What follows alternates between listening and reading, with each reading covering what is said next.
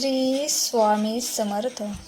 स्वामींचे असेच संदेश ऐकण्यासाठी आपलं स्वामी संदेश या चॅनलला सबस्क्राईब करा.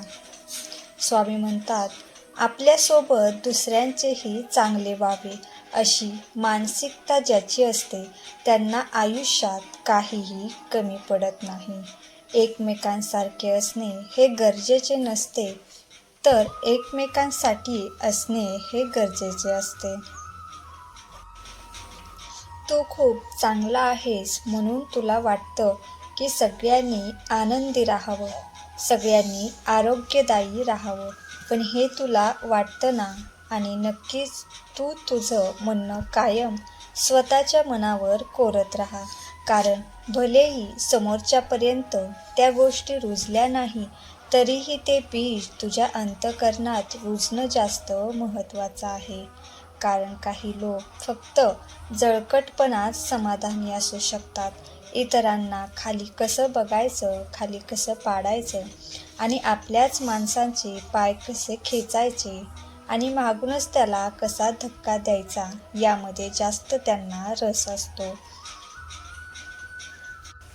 खूप कमी लोक आहेत जी स्वतःचं सोडून इतरांच्या चांगल्यासाठी, त्यांच्या सुखासाठी मनापासून प्रार्थना करत असतात. मनापासून त्यांना वाटत असतं की नाही, खरंच समोरच्याचं चांगलं व्हायला पाहिजे, त्याचे विचार शुद्ध असायला पाहिजेत. कारण तो व्यक्ती जाणत असतो, जेव्हा तुम्ही शुद्ध विचार स्वतः काढून इतरांना मनापासून पाठवाल, तेव्हाच इतर व्यक्तीसुद्धा सुंदर अशा ऊर्जा आपसूक आकर्षित करेल. पण एवढं समजून सुद्धा ते खूपदा जमतच नाही. कारण इतर लोक हे इतरच असतात आणि मी हा प्रमुख असतो आणि तो मीच त्या व्यक्तीला नेहमी खात असतो. स्वतःला बांधून ठेवू नका. जगा, मोकळं व्हा, बोला. खरंच इतरांशी कोणाशी नाही तर स्वतःशी बोला. प्रत्येकाकडे आरसा हा असतोच, तिथं उभं राहून बोला. पण मोकळं व्हा. कधीच कोणती गोष्ट अशक्य नसते जोवर तुम्ही ती करण्याची जिद्द दाखवत नाही.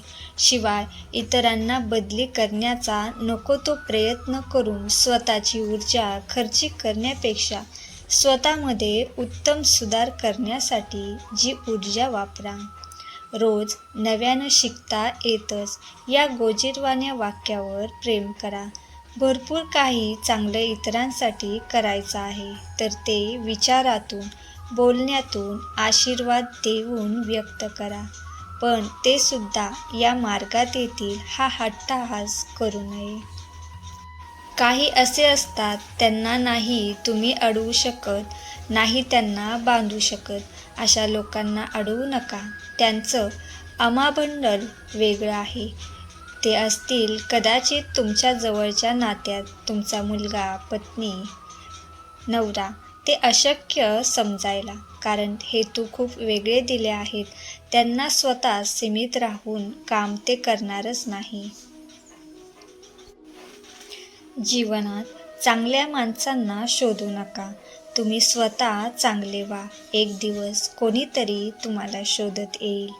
ज्यांनी तुझ्या अडचणी नेहमी तुझी साथ दिली आहे, त्यांना तू कधीच अंतर देऊ नकोस. कारण तेच खरे तुझे हितचिंतन आहे. खचून जाऊ नकोस. वेळ, दिवस हे आहे तसेच कधीच राहत नाहीत, ते बदलतातच. त्यामुळे काळजी करणं सोडून दे. थोडासा संयम ठेव. सर्व काही तुझ्या मनाप्रमाणे घडणार आहे. जो माणूस स्वतःच्या परिस्थितीला स्वतःची ताकद बनवतो, त्याला कधीच काहीच कमी पडत नाही. जितकी जास्त अपेक्षा ठेवाल, तितकीच जास्त निराशा पदरी पडते. म्हणून काळजी करू नकोस. जे तुमचे आहे ते तुम्हाला नक्कीच मिळणार. काट्यावर चालणारी व्यक्ती ध्येयापर्यंत लवकर पोहोचते, कारण रुतणारी काटेच ही त्या पावलांचा वेग वाढवत असतात. तुमचे भविष्य हे तुमच्या तळहाताच्या रेषेवर नाही तर तुमच्या मनगटात असणाऱ्या तुमच्या प्रयत्नात आहे, हे लक्षात घ्या. आणि ही गोष्ट ज्यांना समजली त्यांना विजयी होण्यापासून कोणीही अडवू शकत नाही. झाडाचे सौंदर्य जसे त्याच्या पानामध्ये आणि फुलामध्ये असते, अगदी त्याचप्रमाणे माणसाचे सौंदर्य हे त्याच्या विचारामध्ये आणि वर्तणुकीत असते. स्वतःला तू कधीच कमजोर समजू नकोस. जर समजशील तर आहे तसेच राहशील. म्हणून स्वतःची ताकद ओळख आणि धीटाने आयुष्य जग. घाबरू नकोस, आम्ही नेहमी तुझ्या सोबत आहोत. ज्या कोणी व्यक्ती येतात तुमच्या आयुष्यात त्या उगाचच येत नाहीत.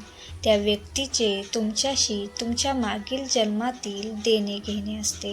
तुम्ही प्रत्यक्ष किंवा अप्रत्यक्षरित्या तुम्ही मागील जन्मात त्यांच्याशी चांगले अथवा वाईट कर्म केले असतील तर केलेल्या तुमच्याच कर्माची परतफेड करण्यासाठी त्या व्यक्ती तुमच्या आयुष्यात आलेल्या असतात. म्हणून आम्ही तुम्हाला नेहमी चांगलेच कर्म करण्याचा सल्ला देत असतो. एक गोष्ट लक्षात ठेव, कोणतीच गोष्ट करणे अशक्य नसते. कमी पडतो तो तुमचा प्रयत्न. त्यामुळे प्रयत्न मनापासून कर. अशक्य गोष्टसुद्धा शक्य होईल. प्रसंग किंवा विषय कोणताही असू दे, तू मात्र तुझे शब्द योग्यच वापर. कारण केव्हाही प्रसंग किंवा विषय विसरले जातात, पण शब्द तसेच राहतात. आजपर्यंत जे वारे तुझ्या विरुद्ध वाहत होते ते आता तुझ्या बाजूने वाहणार आहेस. चिंता करणं सोडून दे. जो स्वतःच्या परिस्थितीला स्वतःची ताकद बनवतो तो कधीच कोणत्याच परिस्थितीत हारत नसतो. चूक झाली की साथ सोडणारे बरेच असतात, पण चुका का झाली, ही चूक कशी सुधारायची हे सांगणारे खूप कमी असतात. त्यामुळे अशा व्यक्ती जर तुमच्या आयुष्यात असतील तर त्यांना जपा. नकळत तुझ्यासमोर असा एक क्षण येईल ज्याची तू आशा सोडली होतीस. तुझ्या मनासारखेच होईल. निश्चिंत राहा. कधीच कोणाच्याही डोळ्यात पाणी येऊ देऊ नका. कोणाला हसवता जरी नाही आले तर एक वेळेस चालेल, पण कधीच तुमच्यामुळे कोणाच्याही डोळ्यात पाणी येऊ देऊ नका. काल तुमच्याबरोबर काय घडले हे लक्षात ठेवण्यापेक्षा उद्या तुम्हाला काय घडवायचे आहे हे लक्षात ठेवा. कारण तुमचा जन्म हा गेलेले दिवस मोजण्यासाठी नाही तर उरलेले दिवस आनंदाने जगण्यासाठी आहे.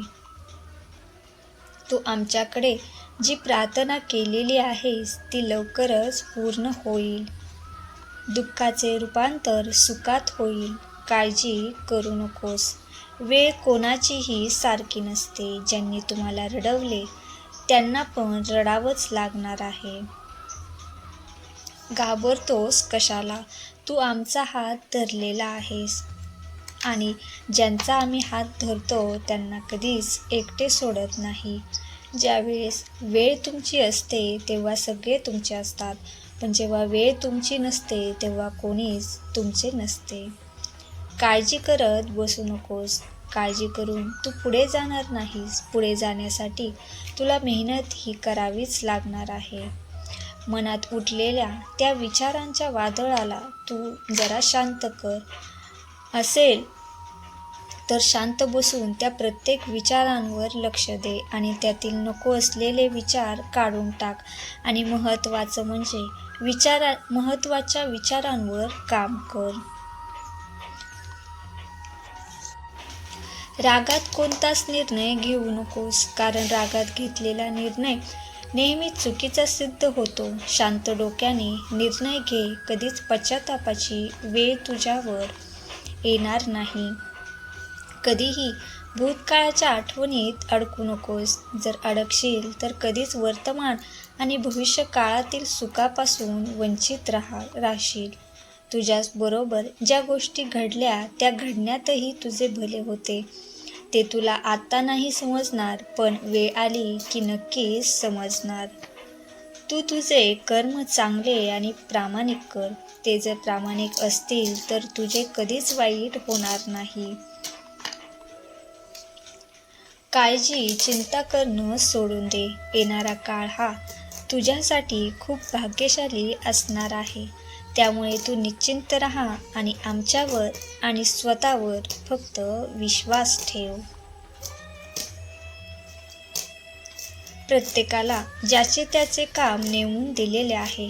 ते काम योग्य आहे का अयोग्य ते सध्याच्या वेळेत कळणार नाही, पण योग्य वेळ आली की ते तुला नक्की कळेल.